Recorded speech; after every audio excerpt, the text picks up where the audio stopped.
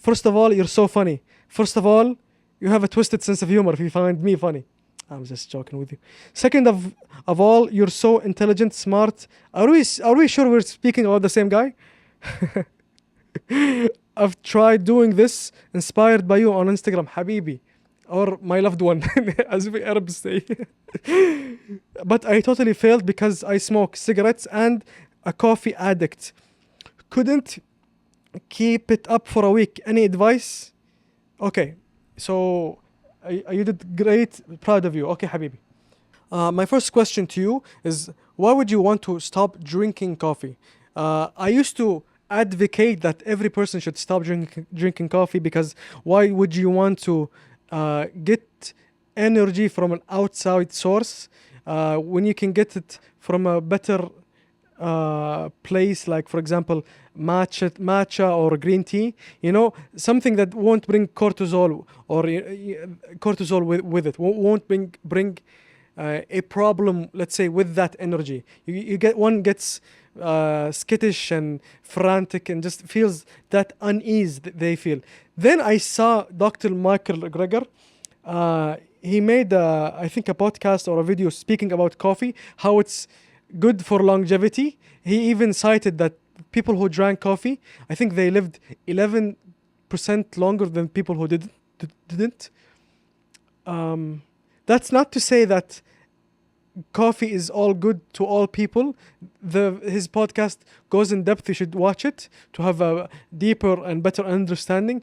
But the point is, coffee, if regulated and drank at specific early mornings, I think Huberman does something. I heard that he drinks not exactly when he wakes up, like 90 minutes after or something. You should search what Huberman does and why he does it. So I don't think there's a reason not to drink a cup of coffee early in the morning.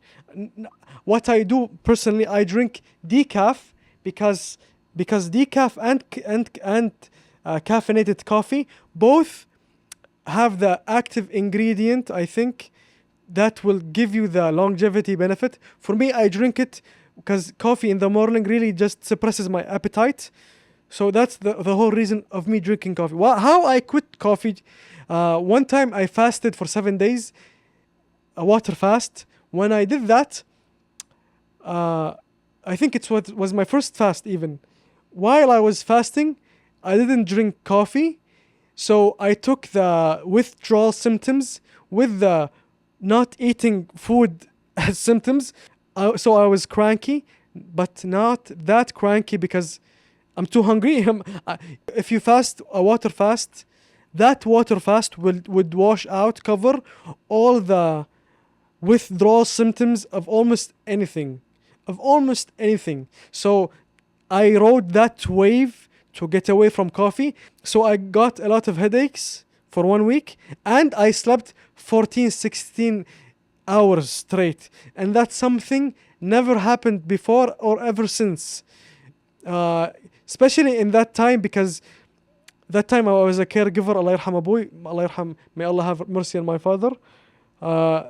I couldn't have the luxury of sleeping 7, 6, 8 hours straight because something would happen and I would have to wake up. So when I stopped coffee, when I woke up for 7 hours, then took care of my father, I couldn't stay awake. I just had to go back to sleep and sleep another 4 or 5 hours.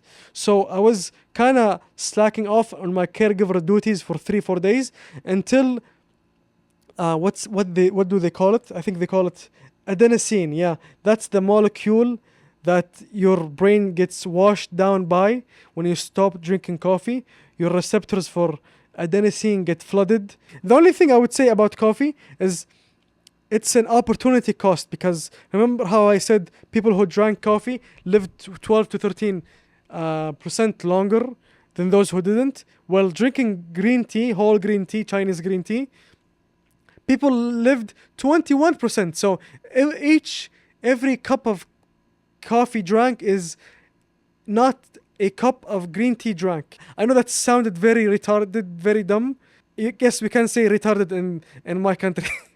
I'm joking, really. What I mean is, this is what you're gonna exchange. So do whatever you would want to do. If you drink coffee and it's easy for you to do it, for me personally, I prefer tea and cigarettes. Oh, that's a big one. That's a big one. I'll try not to take much of your time. My journey with smoking cigarettes and stopping smoking cigarettes. I stopped.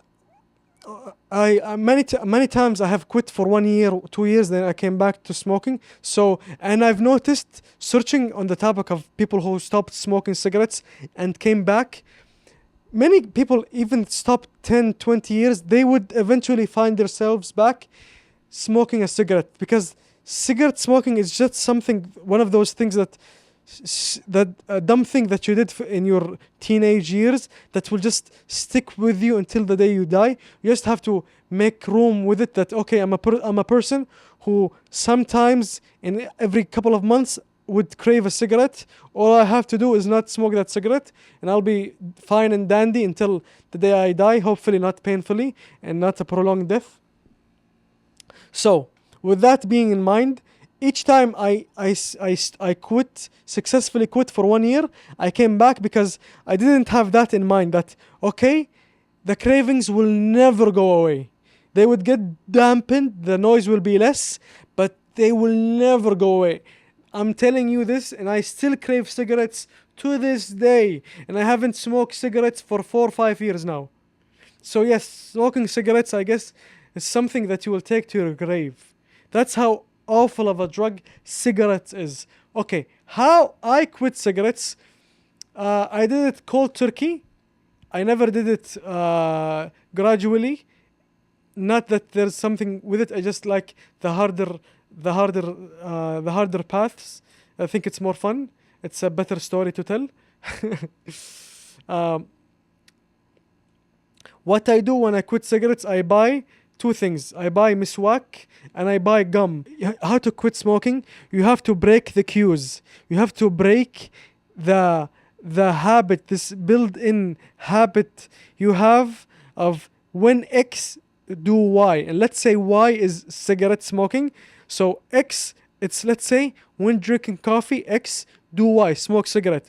When listening to a sad, cool song, X, do Y, smoke cigarette. When talking to a friend after in the break, either in the university or in the job, X, do Y, smoke cigarette. After a lunch or breakfast or dinner, X, do Y. So doing Y, you've really did a good number on yourself.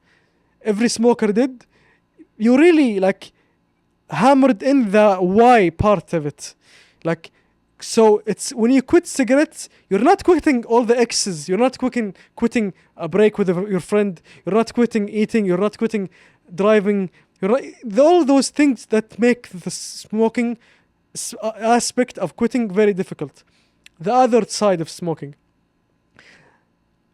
So what you have to do is you have to replace it with something else. And it's very funny because every time I replaced it with gum and eventually stopped craving cigarettes, for weeks, I'd crave gum. Believe it or not. I kid you not. Every time I stopped smoking with this technique and I stopped buying gum, after food, I'd think about gum. Like driving a car, I'd think about gum. And it's such a fun addiction to have. Gum, like, it does nothing, almost, you know. But I will not leave you there, friend. I will give you a reference. I wish you take the time and search out and watch everything on the internet about the person named Rocky Rosen. That's such a cool name, yeah? My last journey was a difficult journey. I had to watch everything this guy did and take his advice. So I'd leave you with the things I told you and Rocky Rosen. And buddy, it's not a one-way streak to success. You'll have many fails, and that's cool. That's fine. Just keep grinding. Whenever you fail, just acknowledge that you failed. You're not a piece of shit. Hopefully you're not. And just learn from your mistake. Notice the pattern. Try to break the pattern, the XY thing, and you're good to go. Okay, friend? Have a good one.